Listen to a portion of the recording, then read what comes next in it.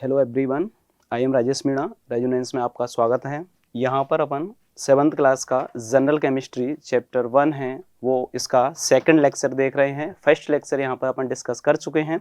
उसमें अपन ने क्या क्या देखा था बेटा? मैटर है, मैटर क्या क्या होगा, मैटर की प्रॉपर्टी और मैटर के टाइप, ये सारी चीज़ें फर्स्ट लेक्चर में कंप्लीट कर चुके हैं। यहाँ पर सेकेंड लेक्चर लेकर आए हैं आपके लिए। यहाँ पर अपन डिस्कस करेंगे, जनरल केमिस्ट्री का टॉपिक रहेगा एटम एंड एटॉमिक थ्योरी रहेगा, डिस्कवरी ऑफ एटम रहेगा, एटॉमिक थ्योरी ऑफ महर्षि कनाद ने क्या बोला था एटॉमिक थ्योरी के बारे में वो अपन यहाँ पर देखेंगे, डेमोक्रिटस एटॉमिक थ्योरी देखेंगे, डाल्टन एटॉमिक थ्योरी यहाँ पर देखेंगे, मॉडर्न एटॉमिक थ्योरी है, सिंबल है, उसके बाद मास नंबर और एटॉमिक नंबर यहाँ पर अपन देखेंगे। ओके, तो यहाँ पर लेक्चर स्टार्ट करते हैं। सबसे पहले अपन देखेंगे एटॉमिक रेडियस। तो एटम के बारे में क्या बोला गया था स्टार्टिंग में कि एटम सबसे स्मॉलेस्ट पार्टिकल होता है जिसको फर्दर डिवाइड नहीं कर सकते। ओके, तो यहाँ पर इसकी अगर रेडियस की बात करेंगे बेटा, तो रेडियस में क्या होगा, देखो यहाँ पर है, इसका शेप कैसा होगा, स्फेरिकल होगा, और यहाँ पर सेंटर से यहाँ तक की जो डिस्टेंस होगी उसको जनरली हमने क्या बोला था, रेडियस बोला था। उसी से उसका साइज अपन ने देखा था एटम का कि साइज कैसा होगा, कितना होगा। अगर रेडियस बड़ी होगी तो साइज भी बड़ा होगा, रेडियस छोटा होगा तो साइज भी छोटा होगा। मतलब उसका जो साइज है जनरली किस पे डिपेंड करता है, रेडियस पे। और यहाँ पर क्या होगा, जो आउटर सेल है, सेल में सेल का सेंटर से जो डिस्टेंस होगा उसको जनरली क्या बोलेंगे, स्मॉल आर, जिसको रिप्रेजेंट करेंगे रेडियस। ओके, यहाँ पर अपन ने बोला था एटम क्या होगा, एक स्मॉलेस्ट पार्टिकल होगा और जिसको अपन कहाँ पर केमिकल रिएक्शन में पार्टिसिपेट करते हैं। ये आगे देखेंगे केमिकल रिएक्शन जनरली क्या होती है।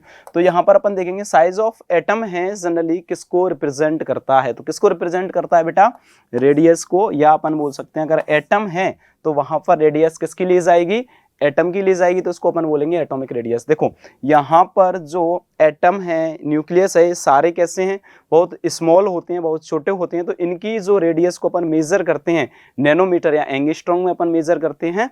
ओके, यहाँ पर देखो, यहाँ ये है 1 नैनोमीटर इजिकल टू कितना होता है, 10⁹ नैनोमीटर। और 1 नैनोमीटर बराबर कितना होता है, 10⁻⁹ मीटर। इंपोर्टेंट है। ओके, यहाँ पर एक एग्जाम्पल लिया गया है कि हाइड्रोजन की रेडियस जनरली कितनी होगी।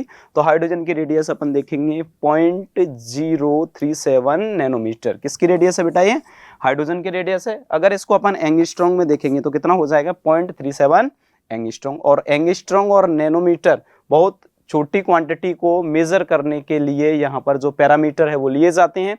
तो एटम की न्यूक्लियस, जो एटम है उसकी रेडियस, और यहाँ पर अपन बोले न्यूक्लियस की जो रेडियस है उसको अपन मेजर किस में करेंगे, इसमें नैनोमीटर या एंगस्ट्रॉन्ग में, है ना। और 1 नैनोमीटर बराबर कितना होगा, 10⁻⁹ मीटर। और 1 एंगस्ट्रॉन्ग बराबर कितना होगा, 10⁻⁻10 मीटर। ओके, ये अपन को याद रखना है। देखो बेटा यहाँ पर डायग्राम दे रखा है, तो यहाँ से यहाँ तक की जो डिस्टेंस होगी जनरली उसको अपन क्या बोलेंगे, रेडियस बोलेंगे। देखो यहाँ पर 2 हाइड्रोजन एटम है। ओके, ये एटम है। अब यहाँ से यहाँ सेंटर से, और अगर एक एटम की बात करेंगे तो यहाँ से यहाँ तक की जो डिस्टेंस है उसको जनरली अपन क्या बोलेंगे, रेडियस बोलेंगे। हाइड्रोजन है तो हाइड्रोजन की रेडियस हो जाएगी, एटम है एटम की रेडियस हो जाएगी, है ना। तो यहाँ पर ये क्या देख रहे हैं अपन लोग बेटा, कोई एटम है उसके अपन रेडियस है, कैसे मेजर करेंगे, उसकी यूनिट क्या होगी, सारी चीजें। ओके, नेक्स्ट अपन देखेंगे। देखो बेटा यहाँ पर डिस्कवरी अपन देख रहे हैं। तो सबसे पहले डिस्कवरी किसने की थी, स्टार्टिंग में जो नाम दिया था एटम के बारे में, तो महर्षि का नाम था। वो कौन थे, इंडियन साइंटिस्ट थे। ओके, उन्होंने क्या बोला था, यहाँ पर देखो, यहाँ पर सबसे पहले अपन ने देखा था कि छोटे छोटे मैटर होगा, मैटर को 3 पार्टिकल में डिवाइड किया गया है, सॉलिड लिक्विड गैस होगा। उसके बाद 5 कैटेगरी आ गई थी उसमें, है ना, जैसे अपन बोलेंगे प्लाज्मा है, BEC है।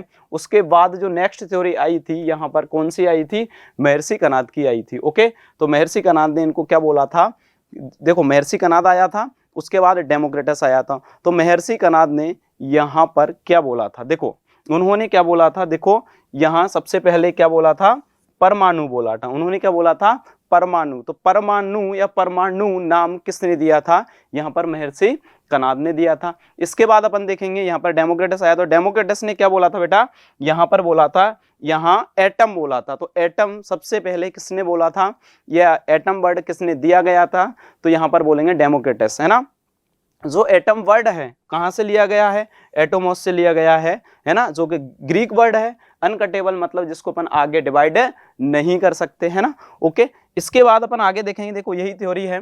इसके बाद तो देखो बेटा, ये पिक है, कभी कभी आ जाती है जनरली किसी भी क्विज वगैरह में या कहीं भी। तो ये महर्षि कनाद हैं, जो कौन थे, इंडियन साइंटिस्ट थे। ओके, यहाँ पर देखो महर्षि कनाद, अब इन्होंने मैटर क्या बोला था, सबसे पहले इन्होंने नाम दिया था, जो कोई भी मैटर होगा उसको अपन ने क्या बोला, जो एटम है, एटम तो बाद में नाम दिए गए, उसका जो सबसे छोटा पार्टिकल होगा मैटर का, उसको इन्होंने क्या नाम दिया था, इन्होंने परमाणु नाम दिया था। ओके, ये अपन को याद रखना है। नेक्स्ट अपन देखेंगे, इसमें डेमोक्रेटस आया था। तो डेमोक्रेटस ने इन्होंने क्या बोला था, इसका नाम क्या दिया था, जनरली एटम दिया था, है ना। तो एटम वर्ड किसने दिया, डेमोक्रेटस ने। और यहाँ पर परमाणु नाम किसने दिया था, महर्षि कनाद ने। तो ये कौन है, ये है डेमोक्रेटस। ओके, इसके बाद नेक्स्ट अपन देख रहे हैं यहाँ पर, है ना, 7th क्लास का चैप्टर अपना ये। इसके बाद अपन देख रहे हैं सिंबल। ओके, तो देखो सिंबल को अपन रिप्रेजेंट करेंगे इस तरीके से, यहाँ पर रिप्रेजेंटेशन दे रखा है, या तो ऐसे रिप्रेजेंट करेंगे या अपन रिप्रेजेंट करेंगे ऐसे। तो यहाँ पर सिंबल को जहाँ रिप्रेजेंट किया जाता है उसको जनरली अपन क्या बोलते हैं, एक टेबल है उसको अपन पीरियोडिक टेबल बोलते हैं। आगे क्लासेज में पढ़ेंगे, 10th क्लास में रहता है पीरियोडिक टेबल, 11th क्लास में भी रहता है। देखो, तो इनको रिप्रेजेंट करने का जो तरीका है, टोटल एलिमेंट कितने होते हैं पीरियोडिक टेबल में, 118 होते हैं। ओके, तो यहाँ पर किसी भी कोई एलिमेंट है उसको रिप्रेजेंट करने का ये तरीका है, इस तरीके से अपन रिप्रेजेंट करते हैं, ऐसे रिप्रेजेंट करते हैं। ओके, और सबसे पहले जो सिंबल है, सिंबल के बारे में किसने बताया था, तो आंसर में जाएगा वर्जिलियस ने बताया था। ओके, तो यहाँ पर ऐसे बात करें, अपने पास ये है सोडियम है ना, तो इसको अपन रिप्रेजेंट करेंगे, ऐसे रिप्रेजेंट करेंगे, या इसको कैसे रिप्रेजेंट करेंगे, ऐसे रिप्रेजेंट करेंगे। ओके, तो यहाँ पर ये दे रखा है, देखो ये Z है जिसको अपन बोलते हैं एटॉमिक नंबर। तो ये क्या है, एटॉमिक नंबर। इसको क्या बोला यहाँ पर, मास नंबर। और यहाँ पर सिंबल क्या हो गया, Na, है ना। और इसमें अपन को याद रखना है कि कैसे सिंबल कितना कैसे लिखेंगे, यहाँ पर फर्स्ट लेटर कैसा आएगा, सेकंड लेटर कैसा आएगा, आगे अपन नेक्स्ट स्लाइड में देखेंगे बेटा। देखो, तो यहाँ पर है सबसे पहले जो सिंबल हैं कैसे हैं, किसके, है ना, कितने एलिमेंट के। तो 20 तक सिंबल जनरली अपन देख रहे हैं। देखो यहाँ पर है हाइड्रोजन, तो हाइड्रोजन का सिंबल क्या होगा, H होगा।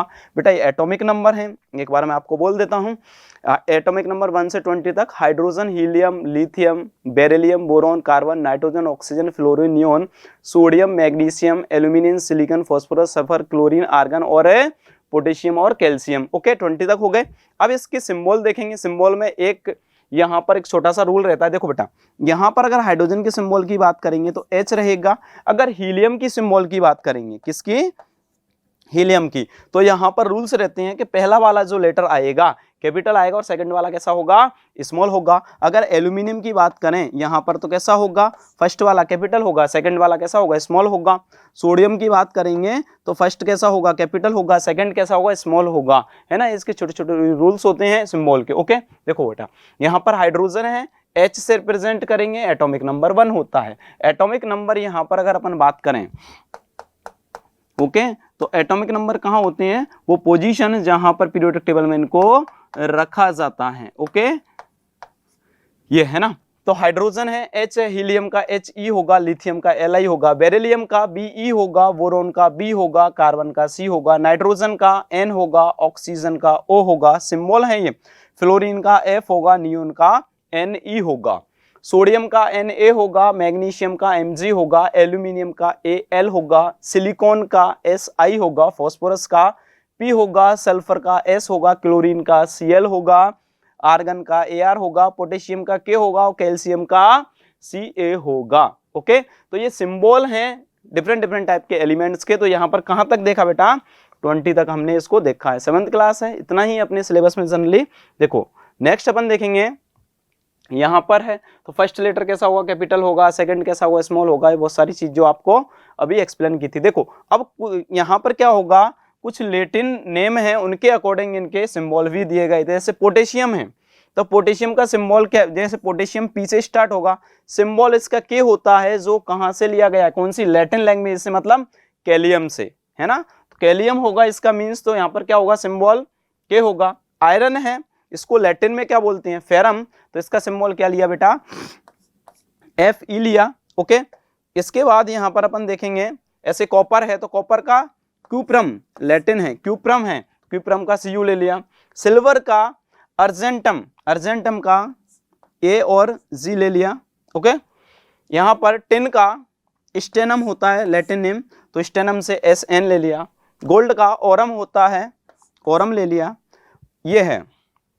मरकरी का हाइड्रोजियम होता है तो इसका क्या लिया, Hg ले लिया। ओके, यहाँ पर कुछ लैटिन भी हैं, कुछ ग्रीक भी हैं, कुछ जर्मन वर्ड भी हैं, और यहाँ पर ऐसे ही लेड का है, ऐसे ही किसका है, टंगस्टन का है। तो ये छोटे ये है, तो ये नेम जनरली आते नहीं हैं, तो थोड़े थोड़े इंपॉर्टेंट हैं, है ना, छोटी क्लासेस में। ये कभी कैसे आयरन है, इसका लैटिन नेम क्या है, तो फेरम होगा। ओके, ये अपन को याद रखने हैं। अभी जो क्लासिफिकेशन चलता है ये है, नेम है और सिंबल अपन को याद रखने होते हैं बेटा। इसके बाद नेक्स्ट अपन देखेंगे, इसमें देखो ये सिंबल हैं जनरली जो बहुत ज़्यादा अपन बोलेंगे ओल्ड हैं, पुराने हैं। ये मरकरी का होगा, हाइड्रोजन का होगा, आर्सेनिक का होगा, कॉपर का होगा, आयरन है, कॉपर है, ओके, सिल्वर है, कार्बन है, ऑक्सीजन, लेड, सल्फर, फॉस्फोरस, है ना। बहुत पहले के सिंबल हैं, जब कोई भी आइडिया नहीं था बिल्कुल भी नेम के बारे में, इनके बारे, है ना, इनके सिंबल के बारे में, एटॉमिक नंबर के बारे में, उस टाइम के सिंबल दिए गए थे। इनका जनरली अब कोई इंपोर्टेंस नहीं है बिल्कुल भी। ओके, देखो इसके बाद है डाल्टन थ्योरी आई। तो सबसे पहले फर्स्ट थ्योरी किसने एक्सप्लेन की, तो यहाँ पर पहली प्रपोज थ्योरी थी किसकी, डाल्टन या जॉन डाल्टन, है ना, डाल्टन या डाल्टन कुछ भी बोल सकते हो। ओके, तो इन्होंने क्या बोला था, ये वाला, है ना, ये कौन है, अपने जॉन डाल्टन है, जिन्होंने डाल्टन थ्योरी को प्रपोज किया था। ओके, तो इन्होंने क्या बोला था, कोई मैटर है तो मैटर क्या होगा, स्मॉल इंडिविजुअल पार्टिकल है, जिसको अपन इंडिविजुअल मींस क्या होगा बेटा, जिसको अपन आगे फर्दर डिवाइड नहीं कर सकते, इंडिविजुअल है ना, जिसको अपन कट नहीं कर सकते, जिसका पार्टीशन नहीं कर सकते, जिसको अपन दो पार्ट में डिवाइड नहीं कर सकते, या कितने भी पार्ट में, मतलब उसको डिवाइड नहीं कर पाएंगे, इसको अपन काट नहीं कर सकते, इंडिविजुअल है वो, है ना। तो इन्होंने क्या बोला था, matter consist of small individual particle called atom, all atom of L element identical. सारे जो एटम होंगे वो नेचर में कैसे होंगे बेटा, आइडेंटिकल होंगे। इसके बाद अपन देखेंगे जो atom of an element are different from the atom of any other element. जो एटम ऑफ एलिमेंट होंगे कैसे होंगे, और एलिमेंट होंगे उससे कैसे होंगे, डिफरेंट होंगे। नेक्स्ट अपन देख रहे हैं यहाँ पर कि जो एलिमेंट है उसमें जो सिंपल रेशियो होगा, उसके कॉम्बिनेशन से कंपाउंड भी फॉर्म हो रहा है। इस टाइप की छोटी छोटी चीजें और भी बताई थी। सबसे मोस्ट इंपोर्टेंट बात क्या है यहाँ पर कि मैटर होगा स्मॉल इंडिविजुअल पार्टिकल होगा, जिसको क्या बोलेंगे, एटम बोलेंगे। और इन्होंने क्या बोला था, और इन्होंने बोला था कि एटम को ना तो डिस्ट्रॉय कर सकते हैं ना ही यहाँ पर क्रिएट कर सकते हैं। ओके, और केमिकल रिएक्शन में जो स्मॉल पार्टिकल, जो भी पार्टिकल यहाँ पर पार्टिसिपेट करता है ना, या वहां पर इन्वॉल्व होता है, उसको अपन क्या बोलेंगे, एटम बोलेंगे। तो किसने बोला था, जॉन डाल्टन ने, है ना। इसके बाद है रूल से अपन आगे देखेंगे। इसके बाद है atom can neither be create nor be destroy, मतलब एटम को ना तो क्रिएट कर सकता है ना, ना ही इसको डिस्ट्रॉय कर सकते हैं, ना तो इसको बना सकते हैं, ना बिगाड़ सकते हैं, है ना, ना तो इसको नष्ट किया जा सकता है, ना ही इसको उत्पन्न किया जा सकता है। ओके, यह याद रखना है। इसके बाद नेक्स्ट अपन देख रहे हैं बेटा, देखो इसकी एडवांटेज कौन कौन से हैं। तो एडवांटेज में अपन देखेंगे लॉ ऑफ कंजर्वेशन मास, मतलब मास, लॉ ऑफ मास कंजर्वेशन अपन बोल सकते हैं, और लॉ ऑफ कांस्टेंट प्रोपोर्शन बोल सकते हैं। इसका इन्होंने एक्सप्लेनेशन किया था, कैसे किया था। देखो यहां पर अगर अपन बात करेंगे, देखो क्या है, ऑक्सीजन है और हाइड्रोजन है। ऑक्सीजन और हाइड्रोजन मिलकर के क्या बना रहे हैं, H2। देखो यहां पर ऑक्सीजन है, हाइड्रोजन है, क्या बना रहे हैं, ये बना रहे हैं। ओके, तो इसको अपन क्या बोल सकते हैं,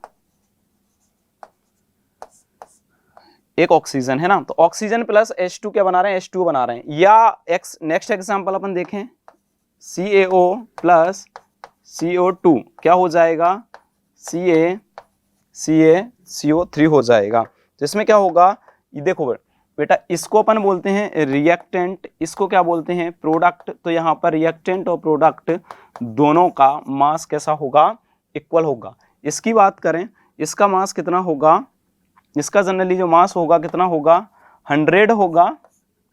ओके, इसका कितना होगा 44 होगा। ओके, और इसका मास की अपन बात करें कितना होगा बेटा, ये 44 हो गया, तो यहाँ पर कितना हो जाएगा देखो 100 माइनस 44 करेंगे जनरली तो कितने, इसमें कितना हो जाएगा, ये 6 होगा, 5 होगा, है ना, तो ये अपन बोलेंगे 56। तो अगर अपन बात करें 56 और 44 कितना हो जाएगा, देखो 100, मतलब यहाँ पर अगर अपन बात करेंगे CaO है तो CaO का कितना होगा 56 होगा, CO2 का कितना होगा 44 होगा, और CaCO3 जिसको कैल्शियम कार्बोनेट बोलेंगे इसका मास कितना होगा, ग्राम में अपन ले सकते हैं, इसका 100 होगा, तो ये भी 100 हो गया, ये भी 100 हो गया। तो यहाँ पर क्या होगा, रिएक्टेंट और प्रोडक्ट दोनों का मास है कंजर्व है, एक फॉर्म से दूसरी फॉर्म में चेंज हो रहा है, ना तो डिस्ट्रॉय हो रहा है ना ही वहां पर क्रिएट हो रहा है। ओके, तो यहाँ पर किसको कौन सा लॉ फॉलो हो रहा है ना, लॉ ऑफ मास है कंजर्वेशन, रिएक्टेंट और प्रोडक्ट दोनों का मास है कैसा रहेगा, यहाँ पर इक्वल रहेगा, बराबर रहेगा। इसके बाद law of constant proportion. Constant proportion क्या रहेगा, मतलब इसमें जो भी ऐसे H2O है तो हाइड्रोजन ऑक्सीजन का जो रेशियो होगा वो जनरली कैसा होगा, कांस्टेंट होगा। या अपन बात करें कि जो यहाँ पर H2O है उसको अपन कहीं से लें, है ना, डिस्टिल वाटर है या अपन बोलेंगे नॉर्मल वाटर है, रिवर वाटर है, गंगा जल है, या कोई भी वाटर होगा, तो जो भी वाटर है यहाँ पर, है ना, तो उस वाटर को अपन क्या बोलेंगे, वहां पर उसका जो रेशियो है जनरली कैसा होगा, कांस्टेंट होगा। कैसे होगा, देखो बेटा यहाँ पर क्या होगा, ऐसे ये है, ओके, तो यहाँ पर इसका मास कितना है, ये एक हाइड्रोजन का 1 होगा, 2 हाइड्रोजन का कितना होगा 2 होगा। ऑक्सीजन की मास कौन सा होता है बेटा, ये वाला मास होता है, यहाँ पर मास कौन सा होगा, ये वाला, है ना, तो ये वाला मास होगा, तो यहाँ पर इसका कितना हो जाएगा 16। तो यहाँ पर जो रेशियो होगा जनरली कितना होगा 1:8 होगा। तो कहीं से भी वाटर का जो रेशियो होगा जनरली कितना होगा 1:8 हो जाएगा। ओके, ये अपन को याद रखना है। ओके, इसके बाद नेक्स्ट और इसमें एडवांटेज है ना, कि केमिकल रिएक्शन में कौन पार्टिसिपेट करेगा, एटम पार्टिसिपेट करेगा, जो आज तक कैसा है ट्रू है। ओके, डीमेरिट में कौन सा है, यहाँ पर अगर डिसएडवांटेज कौन सा है, इन्होंने बोला था कि जो एटम होगा इंडिविजुअल पार्टिकल होगा, जो आज ट्रू नहीं है ना, इंडिविजुअल नहीं होता है, कैसा होता है डिविजिबल होता है ना। तो यहाँ पर जो एटम होगा इंडिविजुअल वाला जो इन्होंने फिनोमिना दिया था, कॉन्सेप्ट दिया था, वो कैसा था ट्रू नहीं है ना, या आज ट्रू नहीं है अभी। ओके, इसके बाद है ये क्या है, किसको एक्सप्लेन नहीं कर पाया था, he could not explain the why do atom of same element combined with each other, है ना, इसको भी ये एक्सप्लेन नहीं कर पाया। ओके, इसके बाद अपन नेक्स्ट देख रहे हैं, देखो सबसे पहले कौन आया था, मेर्सी कनाडा आए थे, है ना, जो इंडियन थे। डेमोक्रेटस आया था, कौन थे, ग्रीक थे, और है ना ये जॉन डाल्टन थे। ओके, तो ये अपन को याद रखना है कि इंडियन साइंटिस्ट था, पहले साइंटिस्ट थे। इसके बाद कौन आए थे, ये आए थे।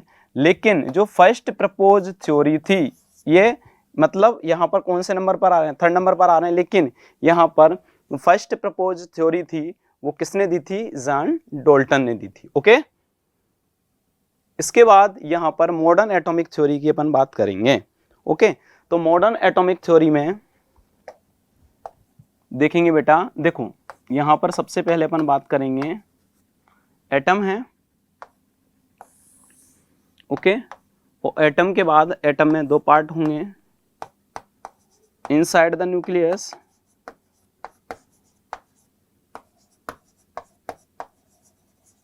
और यहाँ पर क्या होगा आउटसाइड द न्यूक्लियस।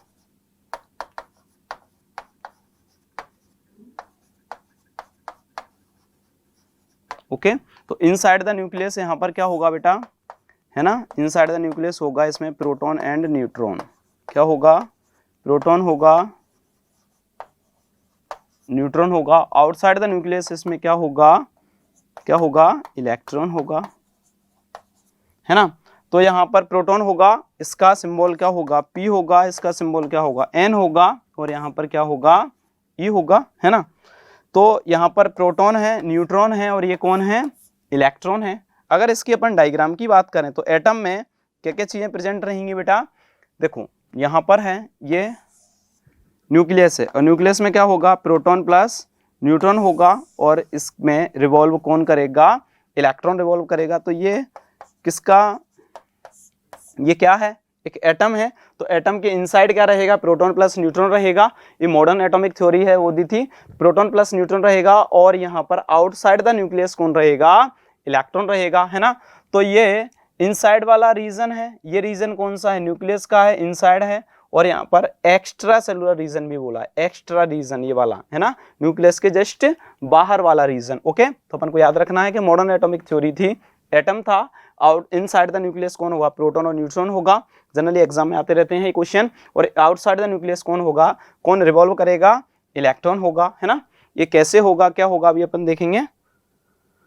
इसके बाद है मॉडर्न एटॉमिक थ्योरी है, देखो ये वाला। तो अभी अपन ने क्या देखा था, स्ट्रक्चर ऑफ एटम है, 2 पार्ट से मिलकर के बना होगा, कौन होगा, न्यूक्लियस होगा। तो न्यूक्लियस में जनरली अपन क्या देखते हैं, प्रोटॉन प्लस न्यूट्रॉन होगा। ओके, और इसमें आउटसाइड द न्यूक्लियस क्या देखेंगे, यहाँ पर इलेक्ट्रॉन देखेंगे। तो यहाँ पर न्यूक्लियस के अंदर इनसाइड कौन होगा, न्यूक्लियस के अंदर यहाँ पर क्या क्या होगा, प्रोटॉन और न्यूट्रॉन होगा। ओके, तो यहाँ पर एक बात और याद रखना है, प्रोटॉन और न्यूट्रॉन को कलेक्टिवली, प्रोटॉन और न्यूट्रॉन को कलेक्टिवली अपन क्या बोलते हैं, न्यूक्लियन बोलते हैं। ये इंपॉर्टेंट पॉइंट है, प्रोटॉन और न्यूट्रॉन को अपन क्या बोलते हैं, न्यूक्लियन बोलते हैं। प्रोटॉन न्यूट्रॉन कहाँ होते हैं, इनसाइड द न्यूक्लियस। इसके बाद होगा the radius of nucleus of an atom is of the order of 10⁻⁻13 centimetre. तो यहाँ पर क्या होगा, न्यूक्लियस का जो रेडियस होगा वो कितना होगा, 10⁻⁻13 सेंटीमीटर। और यहाँ पर कितना होगा, 10⁻⁻15 मीटर अपन बोल सकते हैं। ओके, अगर इसकी बात करें तो ये तो एटम का है रेडियस, ये न्यूक्लियस का रेडियस है। ओके, अगर यहाँ पर बात करें, है ना, यहाँ पर किसकी बात करें, एटम के रेडियस की बात करेंगे, तो वहाँ पर कितना होगा, 10⁻⁻8 सेंटीमीटर और 10⁻⁻10 मीटर हो जाएगा। ये याद रखना है, इंपॉर्टेंट क्वेश्चन है दोनों। तो यहाँ पर न्यूक्लियस का जो रेडियस होगा वो कितना होगा, 10⁻13 सेंटीमीटर। अगर मीटर में देखेंगे 10⁻15 मीटर हो जाएगा। अगर यहाँ पर एटम के रेडियस की बात करेंगे तो 10⁻8 सेंटीमीटर होगा। ओके, ये मॉड्यूल का क्वेश्चन है, जनरली मॉड्यूल में भी दे रखा है। और 10⁻10 मीटर, मीटर और सेंटीमीटर का यहाँ पर याद रखना है। ओके बेटा, इसके बाद नेक्स्ट अपन देखेंगे एक्स्ट्रा न्यूक्लियर रीजन। तो एक्स्ट्रा न्यूक्लियर रीजन में अपन ने क्या देखा था, देखो यहाँ पर एक्स्ट्रा न्यूक्लियर रीजन है, ये प्रोटॉन है प्लस न्यूट्रॉन है। और यहाँ पर आउटसाइड न्यूक्लियस कौन प्रेजेंट रहेगा, इलेक्ट्रॉन अपन बोल सकते हैं। इसमें कंपोजिशन में क्या रहेगा, देखो यहाँ पर है, अगर एटम की बात करेंगे तो एटम में क्या रहेगा, कंपोजिशन मतलब किस किस एटम किससे मिलकर के बना होता है, 3 पार्टिकल से मिलकर के बना होता है। कौन कौन से पार्टिकल होंगे, इलेक्ट्रॉन हो जाएगा, प्रोटॉन हो जाएगा, न्यूट्रॉन हो जाएगा। ओके, इलेक्ट्रॉन, प्रोटॉन और न्यूट्रॉन हो जाएगा। तो इनको अपन क्या बोलते हैं, सब एटॉमिक पार्टिकल। क्या बोलते हैं बेटा, सब एटॉमिक पार्टिकल, है ना, सब एटॉमिक पार्टिकल या फंडामेंटल पार्टिकल। तो सब एटॉमिक पार्टिकल या फंडामेंटल पार्टिकल बेटा कितने होते हैं, एटम के 3 होते हैं, जिससे मिलकर के एटम बना होता है, इलेक्ट्रॉन, प्रोटॉन और न्यूट्रॉन। प्रोटॉन न्यूट्रॉन कहाँ होंगे, electron inside the nucleus, electron कहाँ होगा, आउटसाइड द न्यूक्लियस। और यहाँ पर इलेक्ट्रॉन, प्रोटॉन और न्यूट्रॉन से मिलकर के क्या बन रहा है, यहाँ पर एटम बन रहा है। और एटम के फंडामेंटल पार्टिकल 3 होते हैं, जिनको सब एटॉमिक पार्टिकल भी बोलते हैं। कि कौन कौन से होंगे बेटा, इलेक्ट्रॉन, प्रोटॉन और न्यूट्रॉन। इलेक्ट्रॉन का सिंबल E होता है, प्रोटॉन का P होता है, न्यूट्रॉन का N होता है। ओके, याद रखना है। इसके बाद नेक्स्ट अपन देखेंगे, देखो सबसे पहले इंपॉर्टेंट है यहाँ पर डिस्कवरी। इलेक्ट्रॉन की डिस्कवरी किसने की थी, थॉमसन सर ने, इनकी गोल्डस्टीन ने और इसकी जेम्स चैडविक ने। जनरली क्वेश्चन आते रहते हैं एग्जाम में, कंपटीशन लेवल का, अच्छे लेवल के क्वेश्चन है बेटा। Discovery, Thomson, Goldstein, James Chadwick या चैडविक भी बोल सकते हैं, ई गोल्डस्टीन बोल सकते हैं, गोल्डस्टीन बोल सकते हैं, या जे थॉमसन या थॉमसन भी बोल सकते हैं। ओके, सिंबल क्या होगा बेटा, ई, पी और एन होगा। नेचर इंपॉर्टेंट है, नेगेटिवली चार्ज्ड होगा, पॉजिटिवली होगा। और इसका नेचर, न्यूट्रॉन का नेचर जनरली कैसा होगा, न्यूट्रल होगा। सबसे लेट डिस्कवरी हुई थी बेटा न्यूट्रॉन की ही हुई थी। क्यों? क्योंकि इसमें कोई भी चार्ज नहीं था, नो चार्ज अपन बोल सकते हैं। चार्ज नहीं होने की वजह से जो फंडामेंटल पार्टिकल न्यूट्रॉन था उसकी डिस्कवरी सबसे लेट हुआ था। और यहाँ पर अपन बोलेंगे इसमें जो न्यूट्रॉन है, न्यूट्रॉन में जो नेचर रहेगा कैसा रहेगा? न्यूट्रल रहेगा, मतलब नो चार्ज, कोई चार्ज नहीं होगा उस पर, है ना। इसके बाद बेटा ये रिलेटिव चार्ज है -1 +1 0। एब्सोल्यूट चार्ज रहेगा -1.602 × 10⁻⁻19। इसको अपन बोलेंगे बेटा कूलम। ये प्लस में रहेगा उतना ही चार्ज, और इस पर क्या रहेगा? 0 चार्ज है। रिलेटिव मास की अपन बात करें, रिलेटिव मास रहेगा बेटा ये इलेक्ट्रॉन का, ये प्रोटॉन का और ये न्यूट्रॉन का रहेगा, है ना। एब्सोल्यूट अगर मास की अपन बात करें, याद रखना है 9.1 × 10⁻28 ग्राम, 1.67 × 10⁻24 ग्राम, और ये क्या हो जाएगा बेटा 1.674, और ये क्या कितना है 1.672। थोड़ा सा माइनर डिफरेंस है, याद रखना है अपन को। ओके, तो ये टेबल है, बहुत ज़्यादा आप लोगों के लिए यूजफुल रहने वाली है ना। ये वाला जो आपको यहाँ पर टिक करवाए हैं वो बहुत ज़्यादा इंपॉर्टेंट हैं। ओके, इसके बाद नेक्स्ट अपन देख रहे हैं बेटा यहाँ पर एटॉमिक नंबर। ठीक है, तो एटॉमिक नंबर जनरली क्या होता है? एटॉमिक नंबर किसके इक्वल होते हैं? Number of proton present in the nucleus. Okay, देखो यहां पर क्या होगा बेटा, कोई सिंबल, कोई ये है, ओके, कोई भी एलिमेंट है उसको इस तरीके से रिप्रेजेंट करेंगे, तो इसको अपन क्या बोलेंगे बेटा? एटॉमिक नंबर बोलेंगे। और इसको क्या बोलेंगे? मास नंबर बोलेंगे। और ये क्या होगा बेटा? सिंबल होगा। ओके, तो यहां पर अगर अपन बात करें, देखो एटॉमिक नंबर है, एटॉमिक नंबर किसके इक्वल होगा बेटा? नंबर ऑफ प्रोटॉन के। और किसके इक्वल होगा बेटा? नंबर ऑफ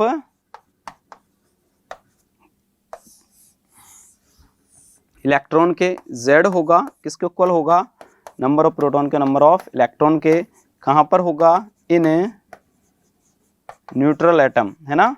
अगर यहाँ पर कोई एटम न्यूट्रल है, मतलब कोई भी चार्ज नहीं है, तो एटॉमिक नंबर किसके इक्वल रहने वाला है? नंबर ऑफ प्रोटॉन और नंबर ऑफ इलेक्ट्रॉन के यहाँ पर इक्वल रहेगा। ओके, और किसी कोई भी एलिमेंट होगा उसको पीरियोडिक टेबल में या नॉर्मली अपन कैसे रिप्रेजेंट करेंगे? इस तरीके से ZXA। ये Z क्या रहेगा?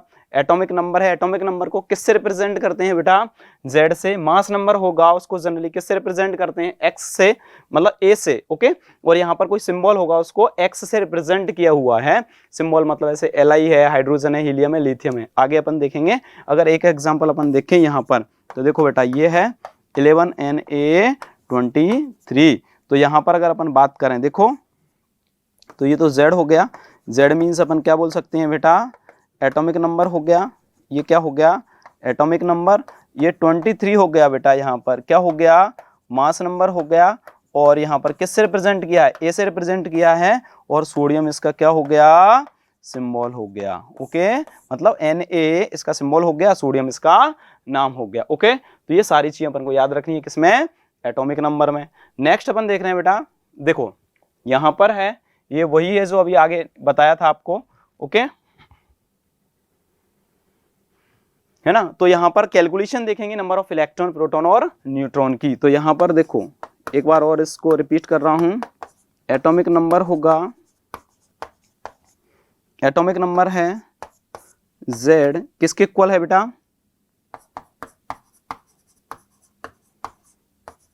नंबर ऑफ इलेक्ट्रॉन के। और किसके इक्वल है? नंबर ऑफ प्रोटॉन के। ओके,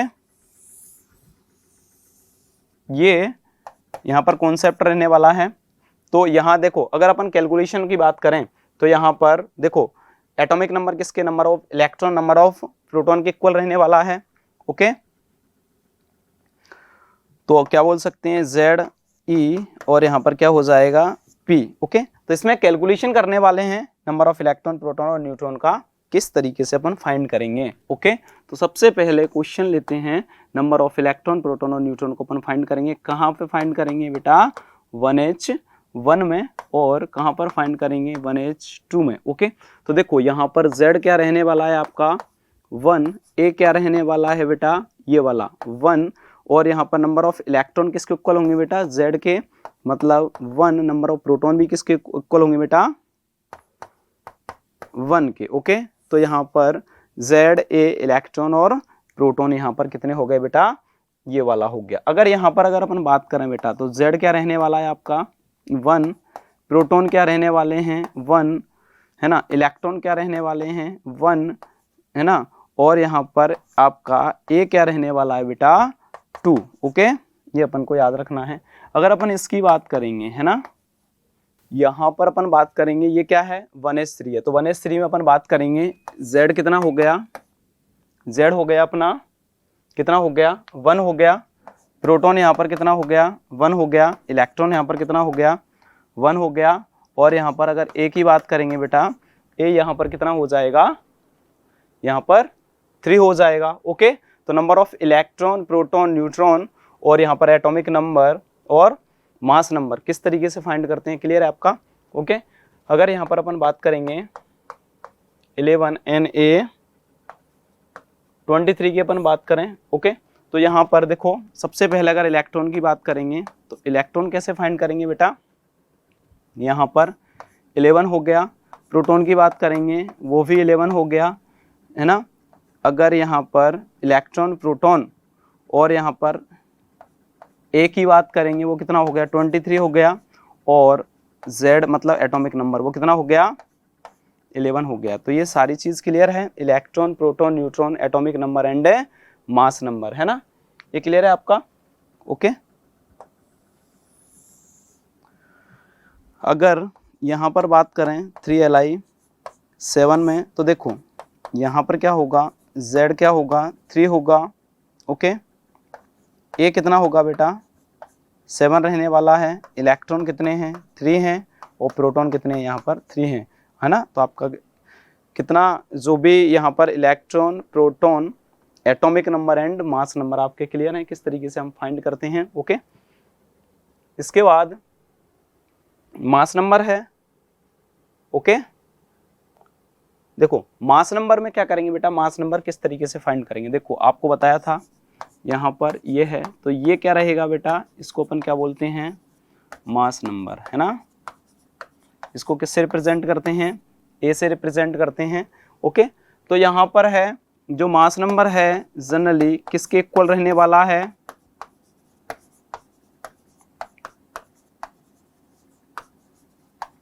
प्रोटॉन प्लस न्यूट्रॉन के, या अपन बोल सकते हैं A बराबर P प्लस N हो जाएगा। तो प्रोटॉन और न्यूट्रॉन के इक्वल होने वाला है, या ये भी अपन बोल सकते हैं Z प्लस न्यूट्रॉन मतलब एटॉमिक नंबर, क्योंकि एटॉमिक नंबर किसके इक्वल होता है, नंबर ऑफ प्रोटॉन के, है ना।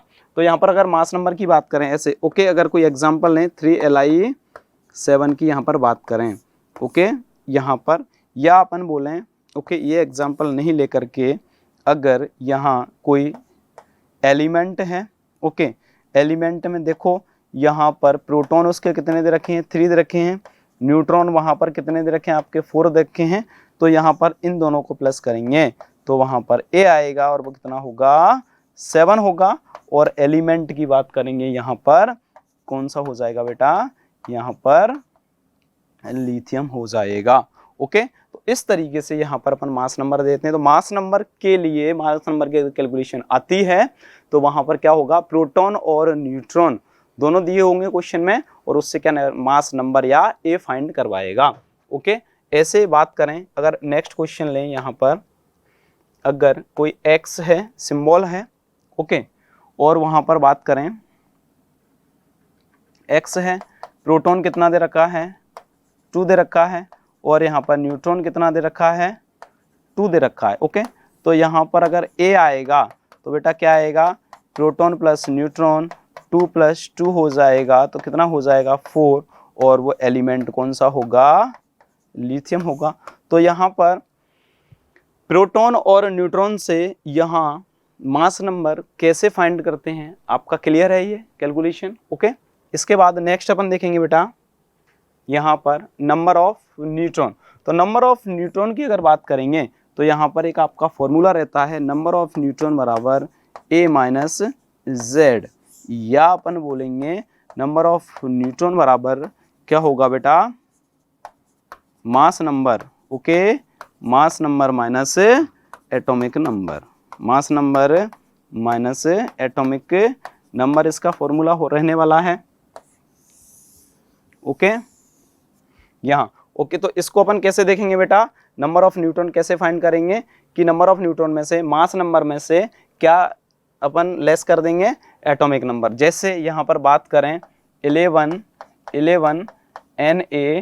Na23, तो यहाँ पर अपन बात करें बेटा A कितना है 23, Z कितना है बेटा 11, तो यहाँ Z कितना है 11 है, और यहाँ पर नंबर ऑफ न्यूट्रॉन की बात करेंगे तो 23 माइनस 11, तो यहाँ पर कितना आ जाएगा, है ना, कितना आ जाएगा बेटा आपका,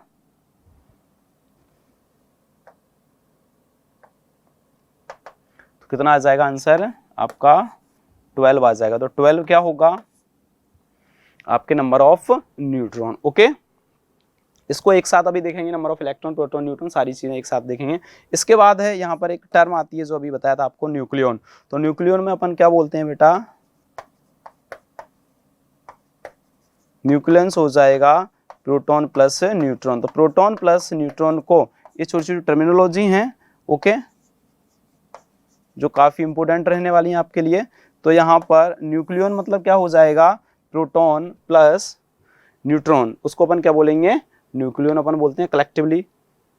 ओके, और यहाँ पर अपन नेक्स्ट अपन देखने वाले हैं इस वाली स्लाइड में कि अगर कोई अपने पास एग्जाम्पल है, ओके, ऐसे एग्जाम्पल की बात करें 11 Na23, तो यहाँ पर क्या क्या फाइंड करना है, Z फाइंड करना है, इलेक्ट्रॉन फाइंड करने हैं, प्रोटॉन ओके, और यहाँ पर न्यूट्रॉन और A।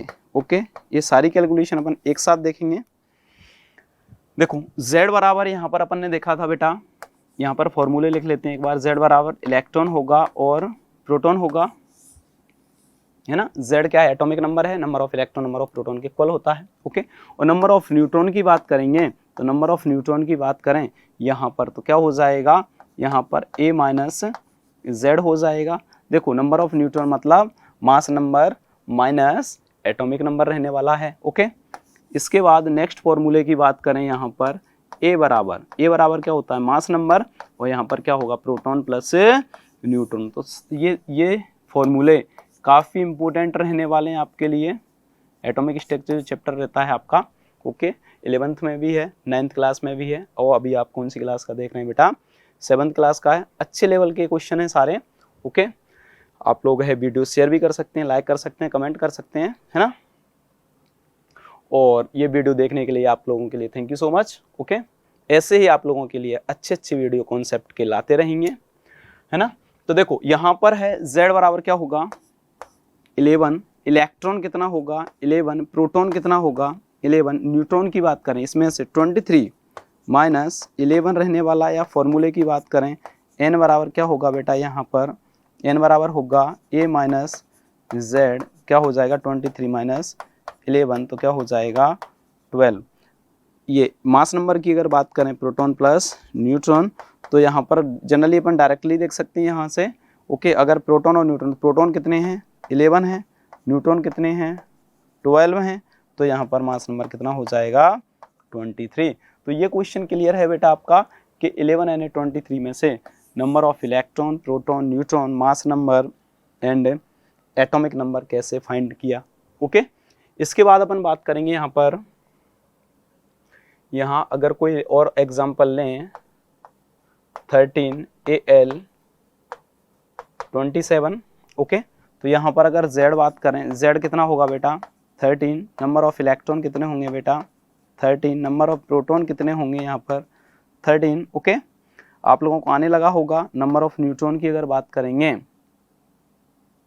तो यहाँ पर क्या हो जाएगा, a minus Z formula put करेंगे और यहाँ पर कितना हो जाएगा 27 है ना, क्योंकि यहाँ पर कितना रहने वाला है,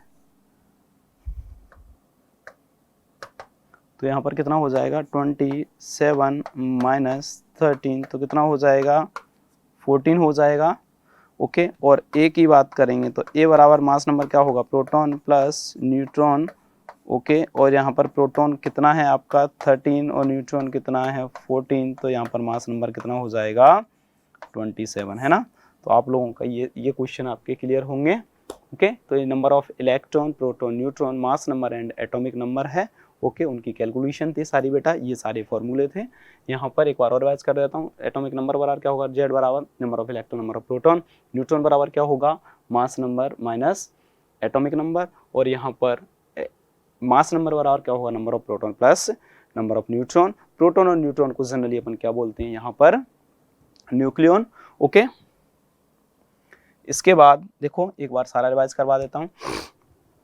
इसके बाद अपन देखेंगे यहाँ पर कि जो एटम है, एटम में क्या रहेंगे, फंडामेंटल पार्टिकल होते हैं, 3 फंडामेंटल पार्टिकल होते हैं जिनको अपन इलेक्ट्रॉन, प्रोटॉन और न्यूट्रॉन बोलते हैं।